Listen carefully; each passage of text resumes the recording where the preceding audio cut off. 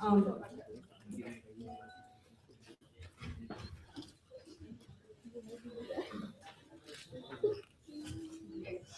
the motion that this House believes that restaurants should play a video showing the slaughtering of animals before serving food containing animal produce, I'd like to invite the Prime Minister.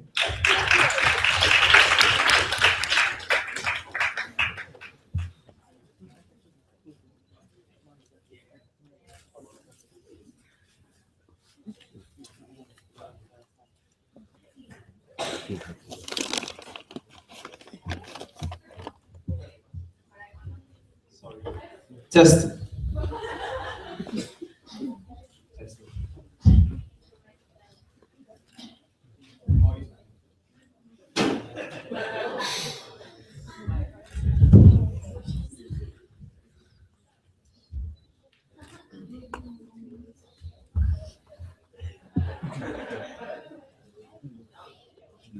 Yeah, you can. Yeah, this is fine. Just.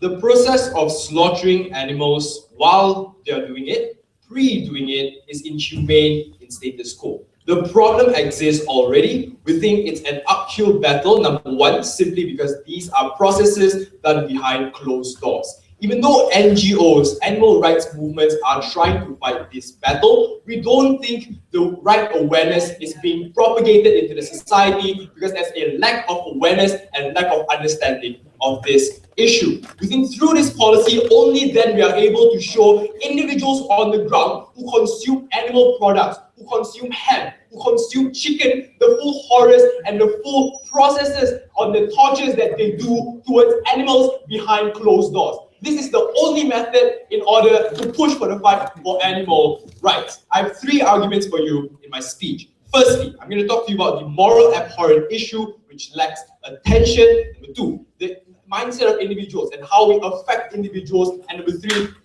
the conclusion, how we garner critical mass in order for us to push for this particular fight. But before that, I have three things to tell you. Firstly, this is a value judgment debate, which means by fiat, you have to assume that the video will be posted by restaurants. The question then becomes whether it's much more better in garnering support or much more harmful towards in hampering the fight or not. Number two, the stance coming from side government is extremely simple. We think in order for you to fight for a particular cause, you need the support for individuals. Critical mass is extremely important, and especially when there's a lack of awareness.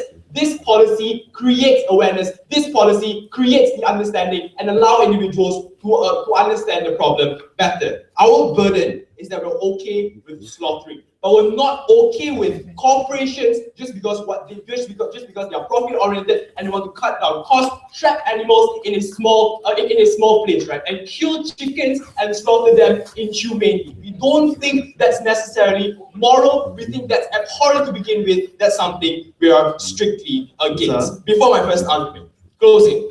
Then wouldn't corporations just make one video where they look very humane when they slaughter the animals and just slaughter animals inhumanely in closed doors? No, then we would set regulations to force corporations to show what they really do behind closed doors. Problem solved. First argument, how is it morally abhorrent, right? But firstly, let us look at what are they currently fighting for. When slaughtering animals, right, i.e. when chickens are not killed immediately, but slitted off their throats and allowed them to rot there for an hour. We think the pain you inflict upon these animals is extremely abhorrent. In a case where you don't allow individuals to inflict pain upon humans, the question then becomes, considering that animals are also living things, why should you then be allowed the leverage for you as a human to inflict the same amount of pain upon chickens? Also, that's the process of slaughtering. The process pre-slaughtering, right? When you want to get veal to sell to its individuals, when you trap small-born cows in small areas, right? When you trap chickens and cows in a concretized area and you trap them there and they are not being able to see sunlight. These are things that are unacceptable when done upon humans. Why is it okay when you do it towards animals then? We think it's morally abhorrent. Here's a problem that we want to solve. But number two, since this problem is already existing,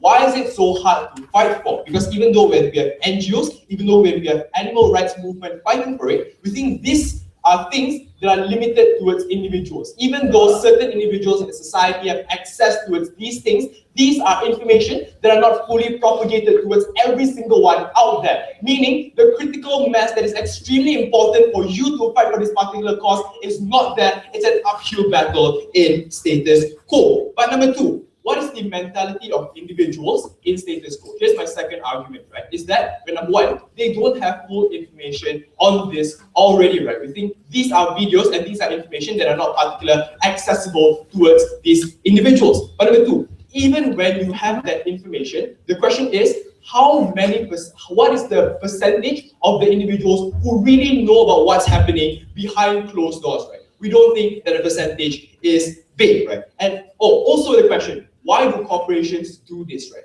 Considering that corporations are profit-oriented, these are things that they do in order to ensure that they maximize their net profit. Even though we have regulations to ensure that animal rights are being preserved, these regulations are being pushed towards the limits because corporations constantly want to ensure that they garner the most net profit in status quo. The question is, on the second level, how do we affect the mentality of individuals when we put these videos in restaurants, right? Because when you are directly in the place consuming these animal products, i.e. if you are in a Burger King, right, and you're consuming a chicken burger, and you are directly seeing how is that chicken being slaughtered, how is that chicken being trapped in a cage before slaughtering, the human element in you rise. Even though that living thing is not a human, but because of all those atrocious actions that corporations and the workers of corporations do towards the animals, you are able to directly link yourself towards that animals, right? And especially when you see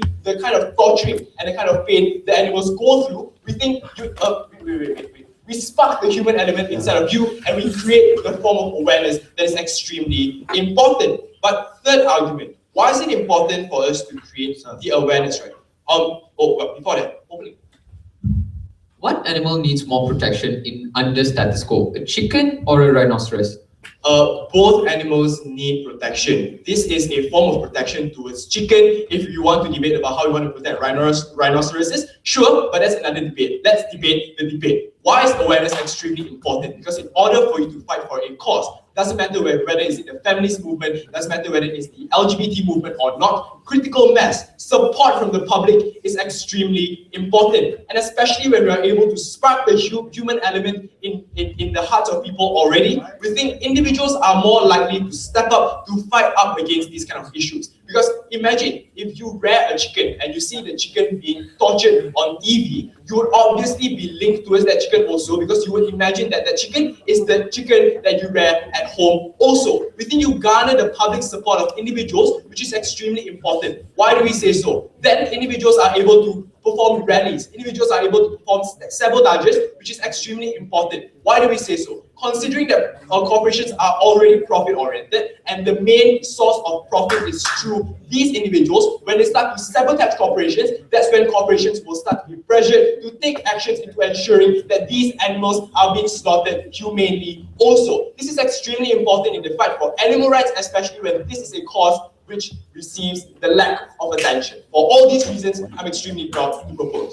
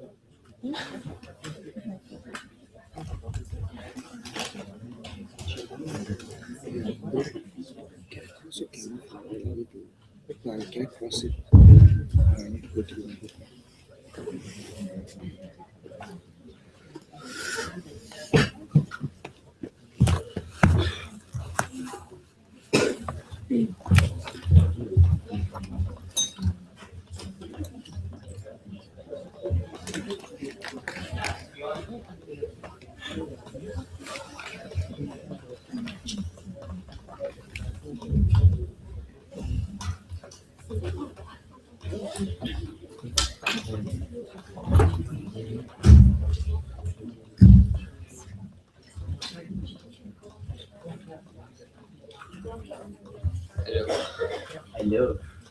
Hello. Hi.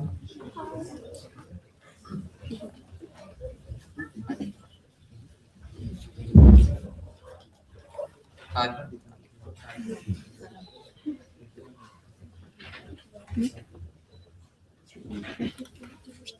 Ladies and gentlemen, I'm an animal lover. I'm not prejudiced against chickens. In fact, I like to consume them once in a while. But the fact remains that in current status quo, some animals just need more attention than others. But of course, seeing as I've already said I'm not prejudiced against chickens, I'm also going to prove to you how in status quo, the animals that all animals at the end of the day truly benefit from our policy, from our counter policy, and how all animals can be protected. But firstly, a few rebuttals. Number one, Ryan comes up here and tells you that corporations are really profit-oriented and corporations are going to going to look for the easiest way to kill, even if it's inhumane. We say, yeah, this is true, but then again, that asks the question, what is so difficult about tightening regulations? What's so difficult about implementing new laws, right? Nothing came from inside to deter this. We tell you that we are completely fine with telling these companies that we're going to sue you immensely, that we're going to put you out of business if you continue to kill animals inhumanely. We don't see an issue or anything that stands in our way to do this. But secondly, he also wants to come here and under the same breath tell you that the fight is for the fairness of animals, that animals need to be cared for. And I'm going to tell to you in my substantive how the true fight has to be fought under, how the true fight is actually fought under our side, and how at the end of the day we benefit all animals and not just the ones that they want to fight for, and not just the ones that opposition also wants to fight for, including the consumable ones, right? So what is our counter policy? We tell you that we will increase coverage of endangered animals, right? Animals that truly need the coverage in status quo. We tell you that rhinoceros, tigers, tapirs,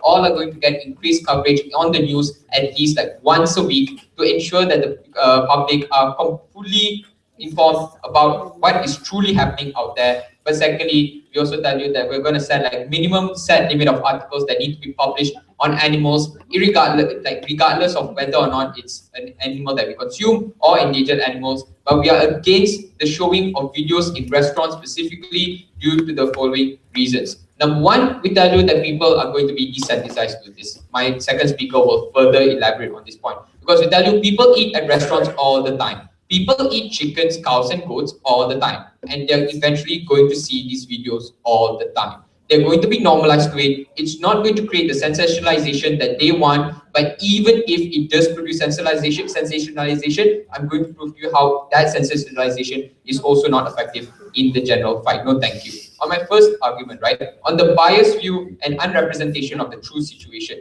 we tell you that they want to show you the most extreme of situations, where cows are pulled limb from limb and chickens are literally hit upon the wall so that until they die as soon as possible. We tell you we are against this. It is morally abhorrent. We can tighten regulations to fix this. We have no issue in that. But the problem is not all corporations are like this, right? We tell you not all corporations throw chickens against walls. We tell you things such as lethal injection are completely happening under status quo because there's a natural incentive for corporations to not want to do this. We tell you, for example, like suing, like tighter regulations, corporations don't want to go out of business. Therefore, corporations stay in business by ensuring that the most human way of killing animals actually occurs. But we also agree that inhumane actions do occur, but those are already solved under our paradigm where we say that tighter regulations and rules can be implemented. But we secondly, we tell you that it diminishes the point of an informed choice because people need to also be under the realization that animals are also killed in a humane way, right? To only publicize the most inhumane ways of killing animals, these franchises does not give the individuals a true representation of what actually occurs, but rather a biased one where they are against the killing of animals completely, rather than not fighting for the true animals that need to be fought for. Which brings me to my second and last substantive, which is on how it takes away the limelight from animals that truly need to be catered to. And then I'll also be concluding as to how this caters to chickens, goats, and cows as well. But before I move on, yeah, sure. You fully want to fight for animal rights. Why are you prioritizing certain categories of animals over another? Sir, the reason being some animals need more priority than chickens, goats, and cows. Like the reason being, nobody cares when a rhinoceros goes extinct. This is like prevalent in status quo where the Sumatran rhinoceros went extinct, but nobody knew about it. But rather we tell you, everyone knows about chickens, everyone knows about cows, and everyone knows about goats. We tell you we need to truly cater to the animals that need the most attention and not the ones that are not as prevalent in status quo. No, thank you. Second argument, right? How it is not going to affect the animals that truly need to be catered to. Because to tell you that animals in status quo, such as tigers, rhinos, and tapirs, we don't eat these animals, right? These animals are not the animals that will get coverage in the restaurants. They're not the ones who will get the widest coverage available that they want to fight for. The harm in this, ladies and gentlemen, is that effectively sensationalization only sensationalizes the animals that such as cows, goats, and chickens, right? Cows, goats, and chickens, which are not endangered, which we can protect under our policy, where we tighten rules, tighten regulations, and don't allow companies to do them in inhumane ways. But secondly, we tell you that even if sensationalization occurs, even worse, right? Because we tell you that people are going to start caring for the animals, that are going to start caring less about chickens, goats, and animals, but rather they're going to care more about but rather are not going to care about the animals that need the protection, such as tigers, rhinoceros, and so on and so forth, right? Now we also tell you that the fight for inhumane killing is really easy under our side, because like we already said before, we just need to create stronger regulations, stronger, stringent protections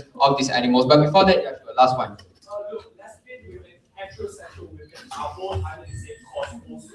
Under the context of animals, why is it necessary for you to categorize them and prioritize one over another? Thanks. Heterosexual women are not discriminated in the same way as lesbian women, right? We tell you discrimination is proportional to what circumstances you are in, and therefore we tell you the same situation applies to animals as well. So what have I told you in today's debate? I've told you, number one, that the sensationalization that occurs under their side is the wrong type that actually occurs, right? We tell you that when it occurs, even in the best case scenario, it does not truly cater to the needs of the animals, and instead desensitizes the animals that need the protection the most. We tell you cows, goats, and chickens are really easy to protect under our paradigm. Laws and regulations can do so, but rhinoceroses, tigers, and lions can't be done so in the same way due to the fact that they are not tamed, they are in the wild, and laws and regulations do not touch them in the same way as the way that we can due to the domestic animals such as cow, goats, and animals.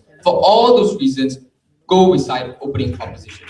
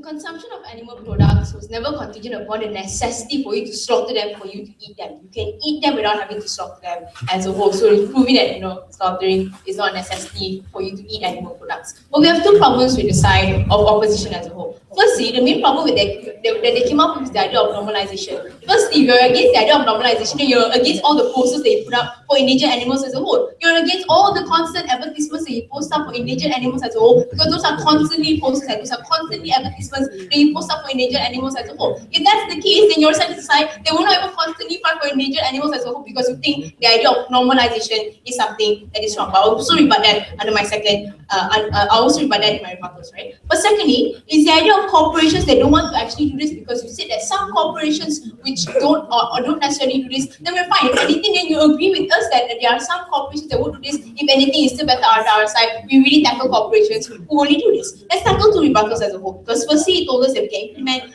new laws or better laws, implement more taxes as a whole. But secondly, it told us the idea of normalization. So first, let's tackle the idea of implementing new laws. Madam Chair, ladies and gentlemen, we don't think that's as effective as the amount of individuals that you get of political mass that I told you about, of individuals actively fighting for the fight against it. So on your side, what are the new policies that you're talking about? Those are policies you're talking about, like laws or individuals or like only certain corporations being able to actively fight that war. If anything, these are also corporations that if you actually make them or if you increase their taxes, they're just going to torture this animal more. They're just going to reduce the amount of money they take to slaughter these animals for them to gain more profit as a whole. We think all the incentives under your side or all the other measures under your side will not pressure companies to change, and I'll prove to you why companies will change further in my speech. But these also, but you only pressure companies or in a small scale, because it doesn't generally affect them. Only when one NGO, only when non-corporation actually asks them to change. But secondly, let's tackle the idea of normalization as a whole. Firstly, we don't think normalization is something that is bad. If you are constantly multiple different customers coming to your restaurant and you look at a picture of an animal being slaughtered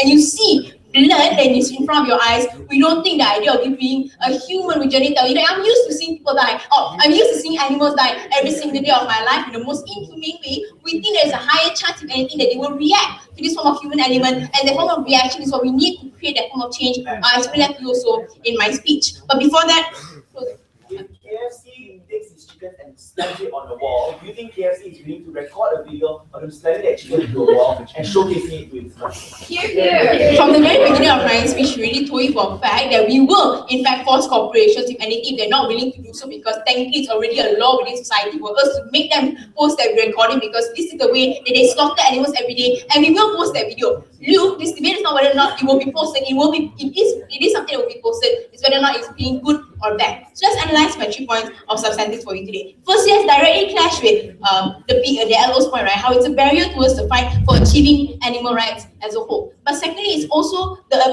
analyzing what is the only method, is the most effective method for us to actually fight for animal rights as a whole, and how it's inclusive of all his benefits as a whole, and how we achieve it better. And thirdly, the idea of societal reaction is significant. And lastly, on the idea on how corporations actually make an incentive to change. So firstly, why is it a barrier towards fighting for animal rights? All your problems for endangered animals are the same thing. You do not have enough support, you do not have enough funding, you do not have enough social pressure upon individuals who are poachers or individuals who are already killing illegally methods as a whole. So you already do have pressure in terms of achieving animal rights in the first basis. So we are the side that fights for both. If anything, we are the side that can gather more support to fight for endangered animals as a whole. When we ask individuals or when we pressure individuals to have that discourse between animal rights, if anything, our side is the side that gives you more support. Our side is the side that allows individuals, or if anything, pressures individuals to always constantly make it a social issue, or for them to actually continuously talk about it. We think our side is the side that incentivizes. If anything, it's not a separate fight for you to fight. It's not a separate fight for you to fight for. It's a fight we need to fight together. For you to achieve animal rights in terms of endangering animals, we think it's the most best method for you to actually draw the line between what is animal rights in the first place and how we want to achieve it better, or analyze in the first place what type of animal rights we want to give to animals as a whole. Those are certain measures that we need to take for us to actually fight for your rights, or fight for endangered animal rights as a whole. So considering so, what are certain measures that will actually be taken, assuming these individuals actually feel that human element, right? We think certain procedures that will be taken are obviously the idea of animal rights being an issue in society, and people constantly talking about it with sparse discourse. It also sparks the idea. So if they really talk about animal slaughtering, they'll also be more willing to talk about the endangered animals on your side, and be more willing to fund those endangered animals, be more willing to talk about endangered animals, and pressure people who are doing it or breaking laws more as a whole. So secondly, in terms of whether our policy, can you still fight for animal rights better? We think no, because at least on our side, it's inevitable. You will obviously still get more funding, and that form of funding will go to a corporation that can evenly fund out what he thinks is the most important, or find out equally towards both one of parties,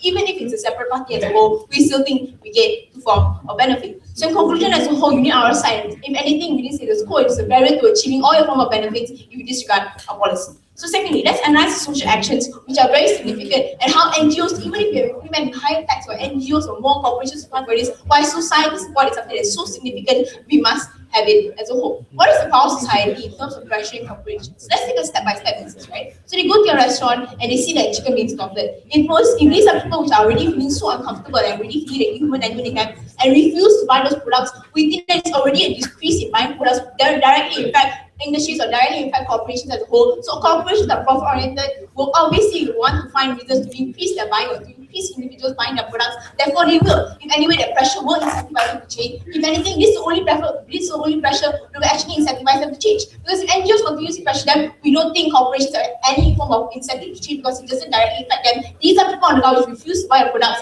and it will directly affect them as a whole. It's a structural method of how corporations work, and we think it's the most effective method as a whole. But it's also a societal action that can generally create that form of social support or that form of social issue to always continuously talk about society, to make it an issue that society and general public is always concerned about. We think that's the most structured method that society can generally have a discourse about, or to enact that form of discourse that is needed within society. But then when corporations will resort to certain pressures and actually do so. We think, if anything, when we actually incentivize corporations to go to this form of pressure or to accept this form of pressure, we think it's the most effective method. When they also respect certain human rights, then human rights as a whole also increase. So we still fight for your rights when corporations are now not allowed to slaughter animals inhumane, but also not allowed to skin tigers or not allowed to do anything that involves engaging in animals as a whole. We think as a whole, these are corporations that will be more likely to go into our policy and more likely still want to accept all our rules and regulations as a whole. These are also corporations more likely to protect animals, if anything, not.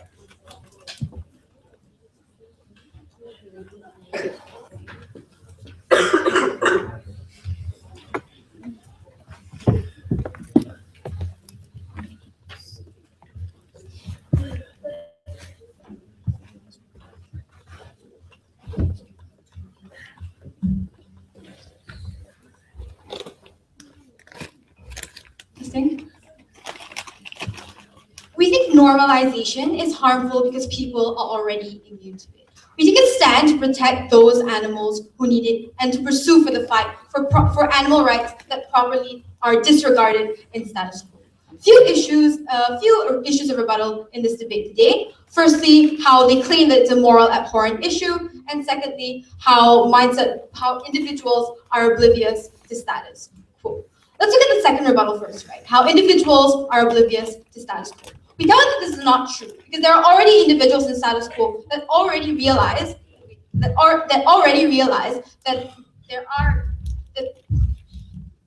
there are chicken and cows that are already slaughtered in status quo.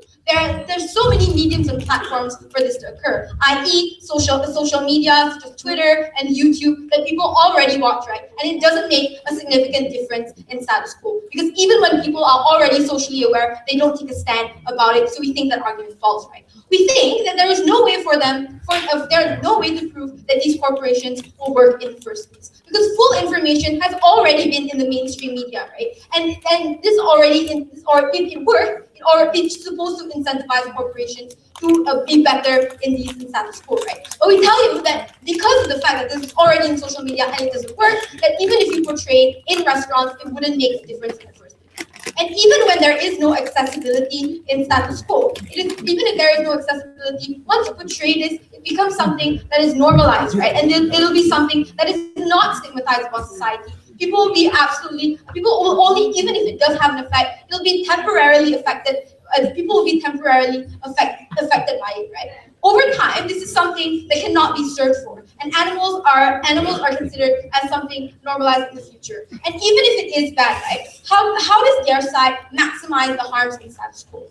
Because once normalization happens, the trade-off is that other fights for animal rights will be neglected in the first place. No thank you. Let's look at the second issue, how it's a morally abhorrent issue in status quo. We can see, sure, it is a morally abhorrent issue, but what's at the bigger stake here, right? Because this morally abhorrent issue can be fixed with tighter regulations in status quo, and we think that sensationalization is even worse under their side, because corporations don't even have an incentive in status quo to rectify the way that they work in the way that they slaughter cows and chickens, right? We know that social pressure doesn't exist in status quo because individuals who go to these restaurants, that continuously go to these restaurants, won't be able to instigate change in status quo. So let's look at the second one, right? No thank you. How would we harm these corporations? These corporations are not going to be provided pressure because it's already been in the mainstream media and nothing has changed, and people haven't voiced out their opinions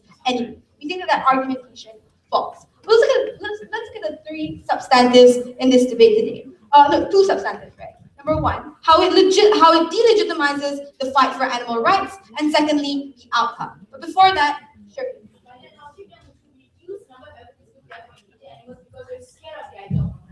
Yeah, sure, exactly. That's the thing that happens under our policy, right? We think that normalization is something that we should absolutely occur, which will come under my substantives. Because we'll only be this policy only works if we allow these policies, no thank you, to come once a week through these advertisements, right? Let's look at the first argumentation. Then three levels under this: normalization, secondly, time sensitivity, and thirdly, how there is no representation of these animals. On a first level, or normalization, right? How people are already normalized with the slaughter, i.e. documentaries that exist in status quo, and this is something that is usual, right? The first harm under that is that there is no incentive for these people to rectify for the animal rights that they wanted to fight for, because it's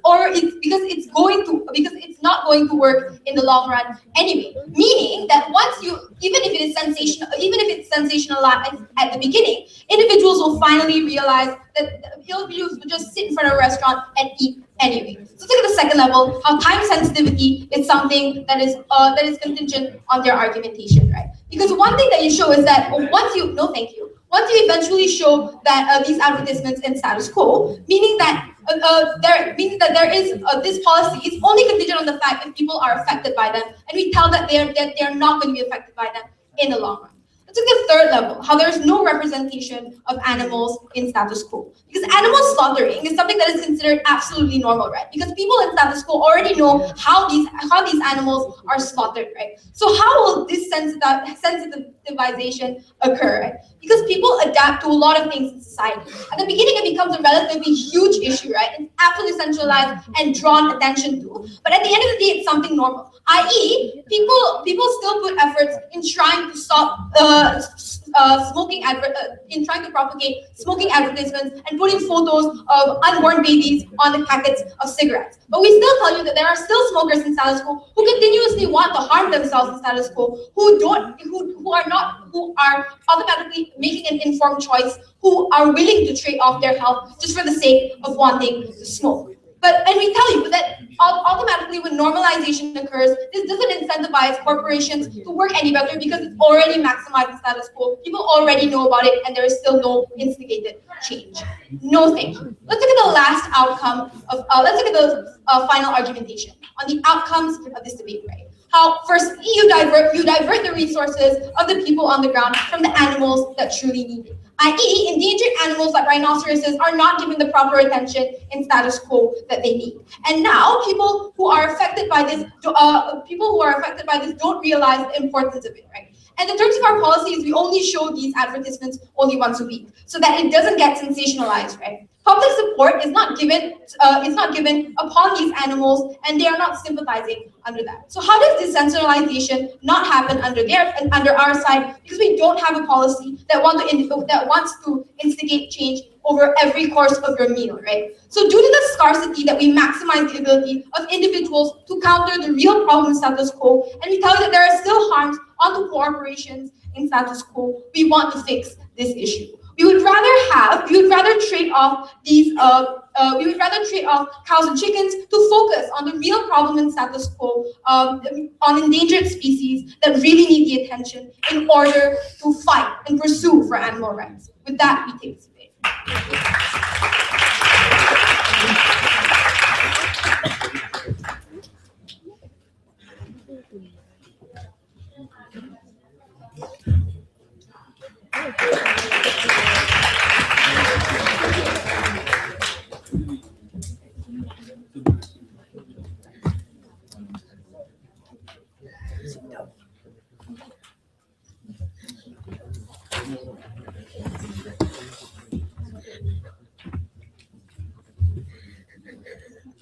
We abhor the fact that this side of the house thinks it's extremely normal to kill living beings. We abhor the fact that this side of the house doesn't want to create awareness for animals that are being tortured and slaughtered in corporations around the world. So before I move on to my positive matter, a few remarks.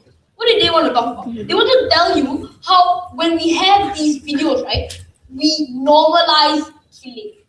Okay. We don't think killing is normal. We think that in the first place is untrue. How on earth is it normal for living beings to die? We don't think it makes sense. And we think, right, true, we don't think this normalization happens in the first place. We think this video instead create traction. Instead show you that, oh, it's not justified for these living beings to be treated in this way, and we think that's where the traction happens, and not how they wanted to paint to you this picture of how it's normalized. Secondly, their alternative to these restaurants having videos was news coverage. Okay, because that's been helping us so much, right? Because in status quo, we already see that news coverage, nobody cares. But when you're about to have your dinner and you see chickens being slaughtered, we think there's a distinct difference between watching some documentary that you can't relate to as opposed to looking at how your dinner has been tortured and slaughtered. Sit down. We think there's a huge difference. And they want to tell you how you lose the limelight for these kinds of animals, for other kinds of animals such as rhinoceroses, etc. We don't think this makes sense. Why? Because we think we need to start from ground zero to animals that they can relate to. We think that once we create this empathy towards these animals, people are more likely and more inclined to support animal rights and champion the fact that animal abuse is not correct in society. Sit down. We think that first we need to start from ground zero, and this ground zero is the restaurants in which people eat in the first place. We think we have to do things like this, right? So the entire case was based upon the fact that people are not going to support and people are not going to care about the slaughtering of innocent beings. We don't think this is true. We think that people are going to be A, either disgusted, or B, have empathy. We think no matter what happens, we think people will still have some kind of reaction that will, in a way, affect pressure corporations and pressure societies. We think it's extremely important. Sit down. So, right, they also wanted to talk to you about sensitivity and how people will be desensitized towards these kinds of things. We don't think so. We don't think people will be desensitized when they see these animals slaughtered, and we don't think this is so. Then they wanted to talk to you about how restaurants will be humane and how restaurants will only show the killing being humane. No, we don't think so. Because then they say how it affects actual restaurants who slaughter their animal produce in a humane way. Sit down. Firstly, we think that in society today, we see that most places slaughter animals in a very inhumane way. But those places that slaughter them humanely, we still can see those videos of humane slaughter. So we don't think it makes sense for them to tell you that these these corporations who slaughter in a humane manner is good. So now, let's move on to my extension. We think that it's all well and sit down. We think it's all well and good for their side of the house to talk about how to raise awareness and things like that. But we think the main problem in this debate, the main thing we are trying to fight for, is how it deters individuals from buying this food and corporations from making this food in the first place. How is this so? Because we think if a company who is profit oriented knows that people will be disgusted through these kinds of things, they are incentivized not to make animal produce. So let's see why people currently eat these animals in the first place. Because we see they are not aware of the inhumane suffering that goes on. Before I move on, yes.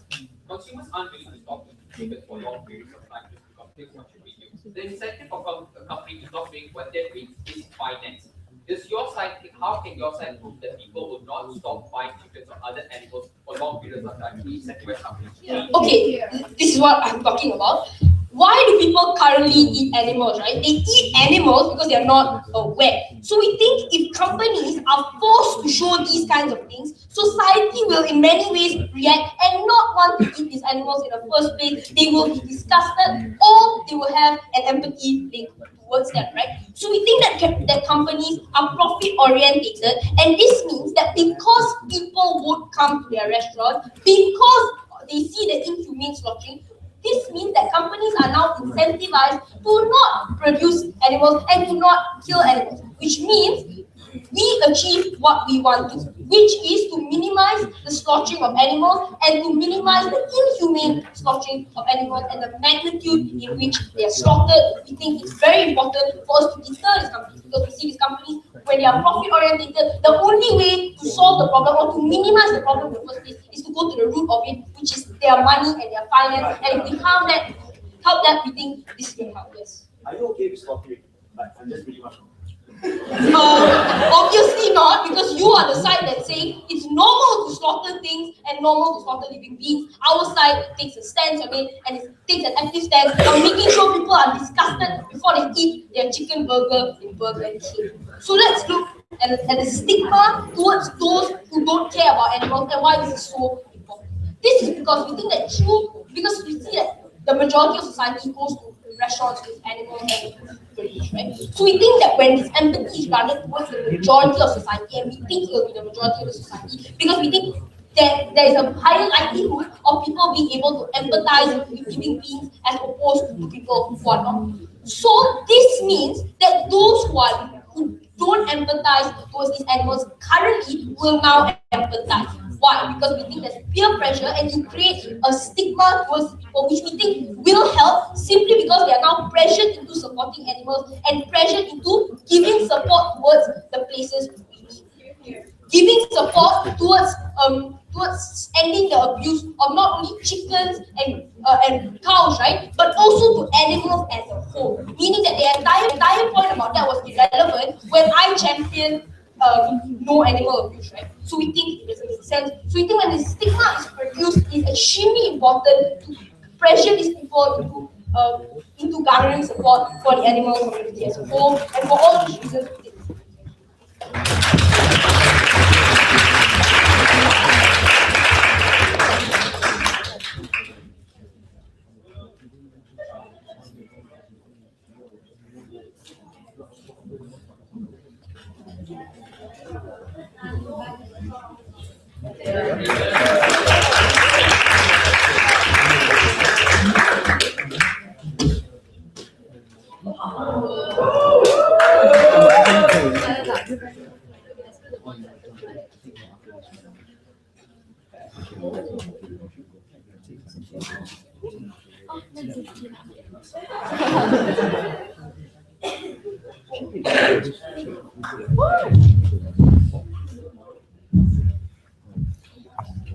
Test.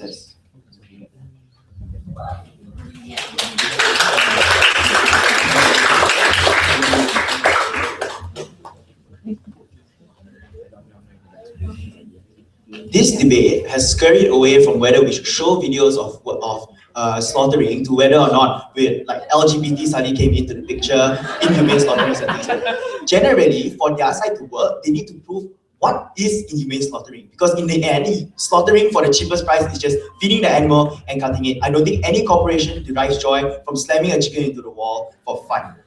I'm going to bring to you two extensions and two situations with positive material under it. Number one, why their site won't work, and number two, what happens if their site works in general. But before that, a few points of rebuttals towards their site. Basically, Hans's extension was sort of the same as opening government's one, except that he labeled it differently on how you deter corporations from generally doing this. We think that number one, this issue has been prevalent already. Not in humane slaughtering, but when you like force feed chickens and things like that, when you don't let them grow healthy. Since this is an issue already, it's a general interest of corporations to show that we are the special people who care for the chickens that we slaughter. Therefore, we can't feed these people. We nurture them as whole. That means that there's already a genuine incentive for you to be able to show that you're the most humane corporation, because there are many corporations selling chicken and things like that. That means that the competition between all these people already shows that corporations have the general interest to slaughter chickens humanely, right? But then, like, opening government ran away, because when I questioned them a lot of stuff, the only response that they could give is that this is a value judgment video. Okay, sure, but let's explain a few things. Corporations generally have an interest to be as humane as possible because they fear that the bad perception that they get, if anyone leaks out any information that we force feed our chickens this synthetic material to make them fatter, that means we're more likely to boycott this particular place as a whole. But even if that's true, how long is your video, right? Because like they say, like if the video is extremely long, meaning you have to show the processes of how you do that chicken, how you feed that chicken and things like that, generally people aren't going to really give a damn because there's nothing like much interesting about it. But the thing is, you're showing the videos of the slaughter in general. We think that slaughtering is necessary as a whole, because they have been arguing, some of them have been arguing that slaughtering is not necessary as a whole. We think it is because you need to kill the chicken before you eat it as a whole. And generally, slaughtering in itself may be inhumane because you're taking away your life, but that's just how the life cycle goes. Because in the end, like, it's intrinsic for human beings like you and me to be able to consume the meat for us to get protein and things like that. So we think that there's nothing wrong. But secondly, chickens and all these things can be mass-produced, meaning that there's nothing actually wrong about slaughtering chickens, because in the end, they can be mass-produced. It's intrinsic for the human life, and they're not really endangered. Also, we don't think corporations would really like to showcase them inhumanely doing stuff. So if you have people regulating them as a whole, that's not mutually exclusive, because we can have regulations on your side. They didn't prove to us why their side regulations are better. But the comparative is, I don't think any corporations has a genuine interest to show that they're inhumanely killing chickens as a whole. So therefore, the videos that your side has are all manufactured, are all fake, and generally is even better, because now these corporations can be lax in it. They are saying that we are showing the public that I'm killing this chicken genuinely and we're corn feeding and things like that, and people will be happy with that corporation. But behind closed doors, now these corporations can easily just force feed these chickens, because now they have the facade of protection, they have the good perception towards these things. But even if somehow we agree with opening government, and this is a value judgment debate, I'm still going to prove to you why slaughtering in its essence is something that we need to do and something that is important. Closing. So, we think, right, that no one gives joy from killing animals inhumanely, but it happens anyway. Explain how your son interested with that. Tell us why that happens, because like I don't understand what inhumane slaughtering means, but genuinely, like, I already explained that corporations have the natural incentive to be as humane as possible if there's such thing as humane slaughtering.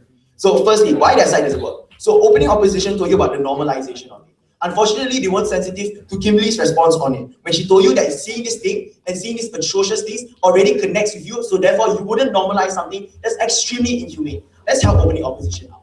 We're going to add on to the analysis, right? Meaning that genuinely, even though it's inhumane, something is inhumane for a reason. Meaning that you don't necessarily see it every day. There's a shock factor when you see these chickens being abused. That is the shock factor that happens. So even though it's inhumane, you see it every single day, you naturally process it, and it's something that is not something that's different or something that I don't normally see in my normal life. Because I'm still going to eat chicken because I think it tastes good, and therefore when I see these particular videos, genuinely, it really, really works. But on the second level of that, we think this means that it becomes very tokenistic, meaning that now these videos in there, since people already see it and people already normalize it in their minds, genuinely, they're not going to actually give a damn about it, and it's just going to be there for display. You think you're solving the problem, NGOs are happy that you're showcasing these TVs there. But people, when they normalize it, just like smoking, people are going to see it, they think it's disgusting, but they're still going to consume it anyway because that's human. Like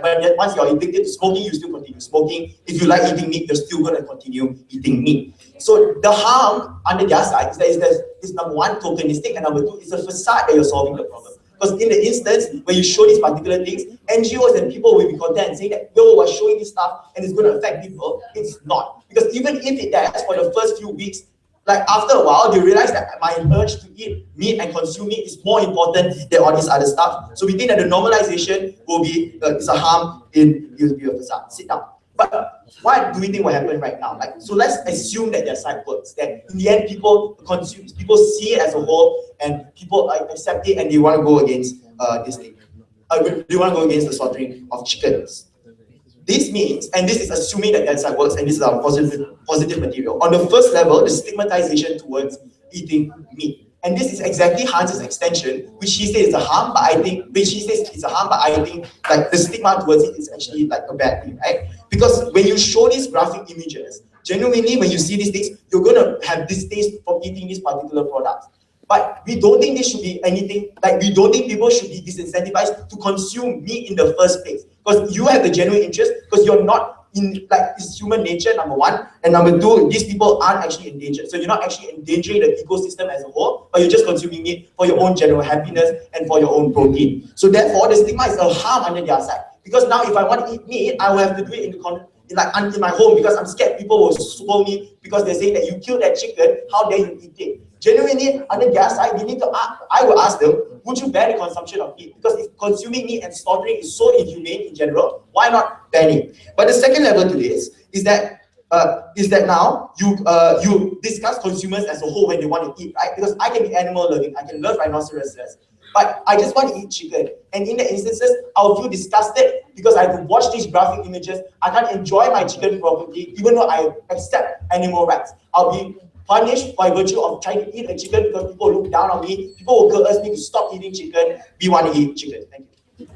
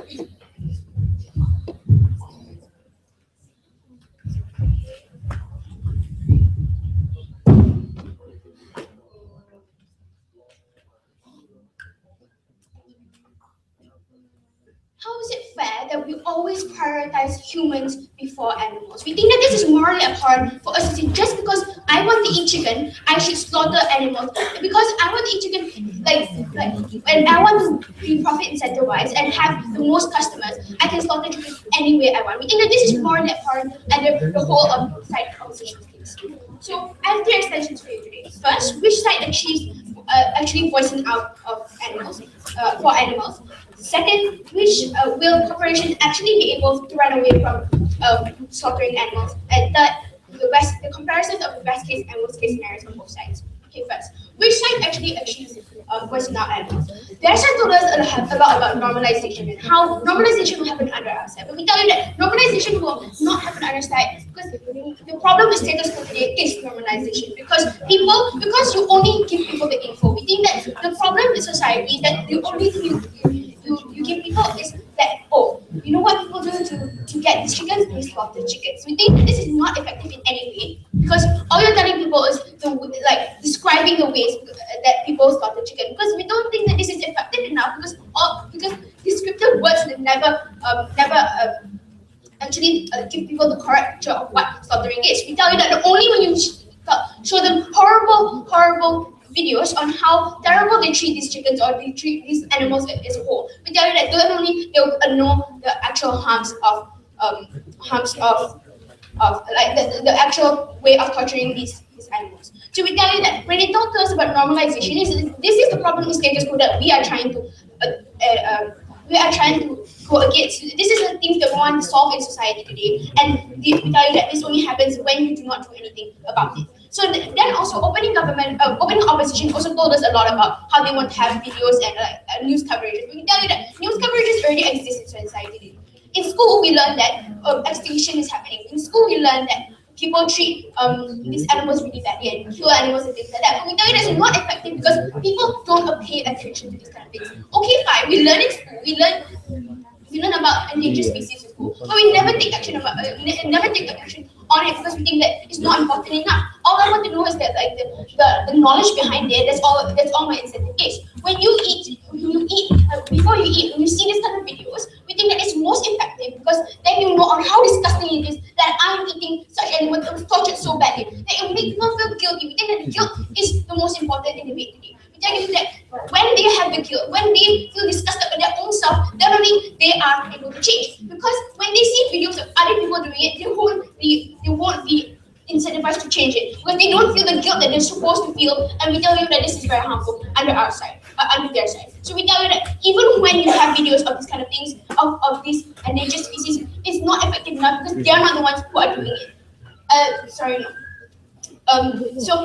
Furthermore, they also talked to us about Luke talked to us a lot about how they do on our side we're forcing people not to have chickens as a whole. But if that's how we want to save animals, then fine, we don't want to eat chickens at all. So we think that under our side, when we stop people from eating chickens and we stop people from eating meat as a whole, then fine, sure, everybody becomes vegetarian, sure, we don't mind, we don't see the problem in that. Because we tell you that if it helps the animal rights, if we actually help animals to become more important in society, if we champion animals, that is the way we should be be in society. Because we tell you that it's very big inequality between animals and humans, because they think that animals are always at the lower class and we should not prioritize animals at all. So we tell you that when under our side, when we are able to finally help these animals, when people see what terrible things they're doing when they eat chicken as a whole, we tell you that they will finally understand what the bad things they're doing, and then only will they pressure the government or pressure these restaurants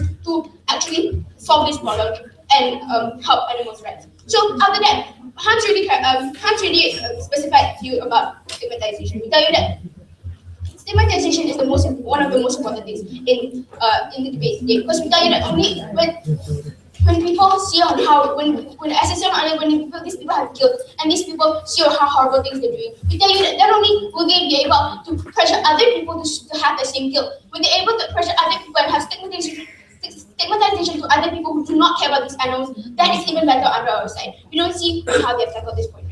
Okay, and on to my second extension about whether or not this corporation to be able to run away from this policy and sure. People have been eating chicken and meat for like years already. What is the incentive that exists on your side to truly change human nature and its cause to stop eating such things?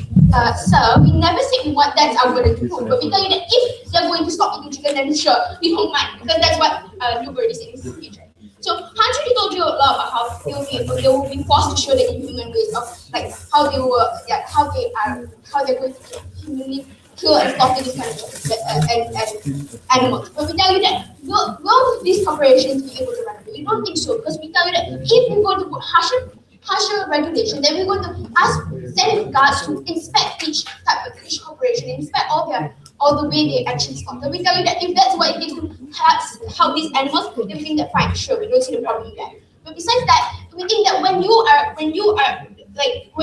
able to garner support for these people, we tell you that if they are going to pressure the government to find technologies and ways to not slaughter, and find technology to find alternatives instead of slaughtering these animals terribly, then we think that that's even better, because then we will actually have an incentive to find better ways to kill these chickens without torturing them or slaughtering them. So we don't think about your point about the necessary, whether or not it's necessary for us to slaughter these chickens or these animals, we tell it's irrelevant, because we can always find an alternative, especially when the world is so progressive today, and when we can actually make the technology to solve these type of problems. Okay, on to my third issue on best and worst case scenarios. Okay, let's look at the best case scenario on whether or not these let's look at the best case scenarios on these videos about the news coverage about endangered species, whether it will work or not. They told us that endangered species, like this kind of news coverage, and they will have this kind of advertisement and things like that. But we tell you that this is already happening in status quo. So basically, their side is supporting status quo. But all we know today is that status quo is not solving anything. Today in status quo, we see that people are still harming these animals. So we don't see on how your side we're going to solve animal rights as a whole. But on our side, on the best case scenario, when people actually pressure the restaurants, pressure the government to take action, we tell you that when stigmatization happens on outside, we're able to solve the problem of animal rights. And even if we're going to normalize it, we'd rather them be aware of what they're doing. We'd rather them some people being able to force the government to change. That I'm very proud to propose.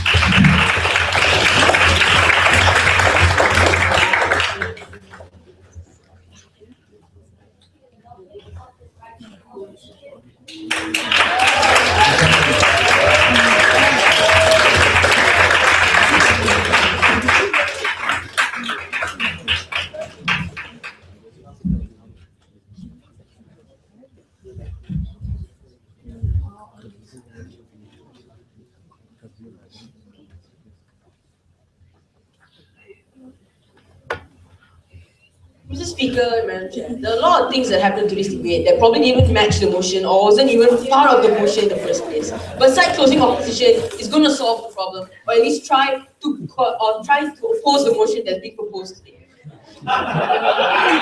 Two issues for you today's debate. Number one is about the animal cruelty and how it's worse under their side. Number two is how people actually be affected by by these videos and kind of things. But before that, let's just take a look at what Luke told you and why is it very important in this. But before that, let me just prove to you why is it okay to eat meat or why is it okay to eat chicken? Because the side government came here and said that it's okay for everyone to be vegetarian because meat is not something that you need to eat. Number one, meat is a necessity because it gives you protein and it's a choice of people whether or not they want to eat meat. So we don't see the harm of you eating meat when side closing government was trying to tell you. Because the reason why we don't kill tigers or elephants because we understand that they're endangered. There's no necessity for us to take like elephant tusks or tiger skins and things like that. But the thing about chickens is that they're easily produced, number one. And number two, they're not endangered. It means we can actually bring them back. And we're not going to make the ecosystem bad or in any way because that's only going to happen with illegal waste or things like that. That's not even part of the debate. We don't know why side government was trying to bring that up. Sit down. Yeah. Okay. So let's just take a look about what Luke told you. He told you about this, how when we show these kind of videos again and again, it becomes something that's normal. People won't give a damn about what they see because they're so used to it already. But there are two different reactions to the spectrum of people that we have in Interschool. Number one is that people will be very disgusted looking at this, and if they lose their appetite to it, I don't know if it's a harm, but they lose their appetite to it, and it's not something that we want to happen. And number two, people feel like there's no point of me looking at these videos if I'm going to see them every day. There's something that's normal and I'm just going to continue eating chicken no matter whatever these corporations do because I just really want to eat chicken right now. So let's just take a look at my two issues. Number one about animal cruelty. Animal cruelty happens all the time. We understand it's a big problem that needs to be solved in status quo. We understand that this is a problem that needs a hard stance, but not the hard stance that's coming from side government when you don't allow us eat meat. We don't see how they're going to solve the problem. Because here's the thing, It's a choice of people whether or not they want to buy these chickens or whether or not they want to eat these chickens. We don't see why we need to portray videos that makes people feel disgusted, that makes people feel like they don't even want to give a shit about these things anymore. We don't see what things you're trying to change. Sure.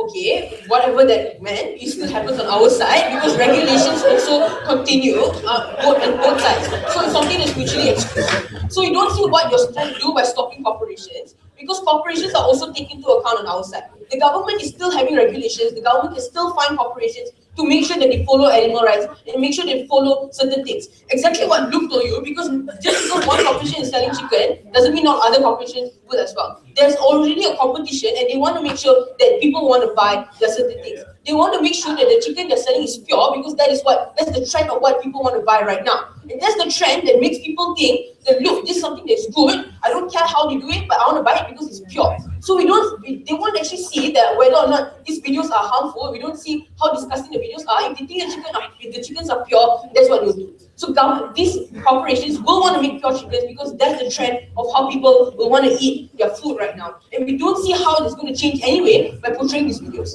Because people have their own necessities that they keep for themselves. Like even if they think that MIDP is making burgers a really bad way and they still want to eat, they will still go ahead. They don't care about videos because they love MIDP a lot. Sit down. Yeah, sure. Corporations are already doing it, it's already effective. Anything we think a corporate corporation always make it finish chickens, doing it, It came, that's already happening on our side. But even if it is happening on your side as well, you're harming the people because people do not want to see disgusting things when they're going to eat their food. You make them just throw away their food and just walk home. You don't see what you're actually going to change. So the conclusion to this is that animal cruelty is something that is important and we need to take a hard stance. But that hard stance is not something that the government is trying to portray. That hard stance or that way to change animal cruelty or to respect it will only happen on our side when people actually understand it properly. That's the reason why we have news media telling people. That's the reason why we have articles. Sure, it may not be as descriptive or it may not be as impactful as videos, but videos can be over the limit. It can make people feel utterly disgusted and they don't even care about what these videos are showing. They either number one, don't care, or number two, feel very disgusted. We don't see what they're trying to change. We don't see what you're trying to change, and that's the conclusion to this issue. Number two, sit down. Number two, how will people actually deal with it? So here's the thing about eating whatever you want.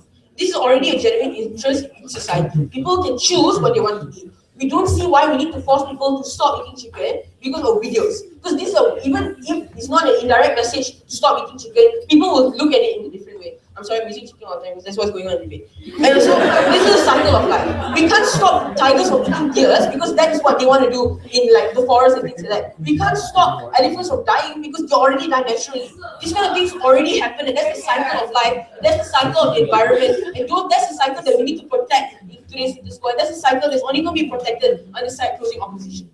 So let's take a look again at this second issue of how people do. If you're trying to say that people need to change their perception about how these chicken are being slaughtered, you don't see how that will happen. Because you need to kill the chicken and to cut it to pieces before you can eat it. You're not going to take the chicken and just burn it in hell. That's just going to make it even worse. So we see slaughtering is something that's going to happen because these people want to eat or want to get what they want.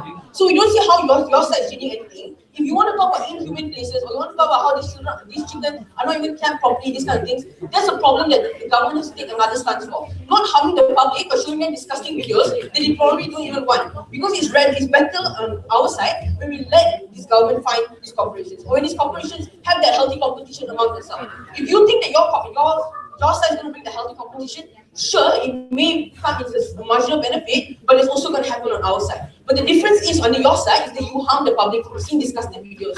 You harm the public by not even caring about what these videos are portraying because they know it's useless. Because they know it's something that's normal, they're not going to follow it. Anyway, Luke told you about this. That is a stigmatization of how these people treat this kind of thing. Because number one, this is the human nature of whether or not they want to choose to eat chicken. These chicken are not endangered, and this is the integral right for someone to choose what they want to eat. We don't see the harm of you to put videos that will make them disgusted. We don't see why you need to do that in today's debate. With that, right,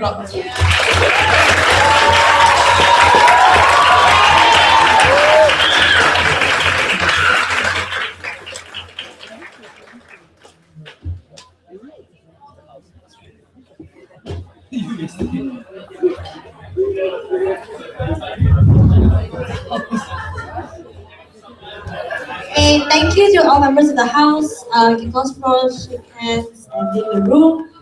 Just to note, there's a tea break right now, so you can go and have tea. It's also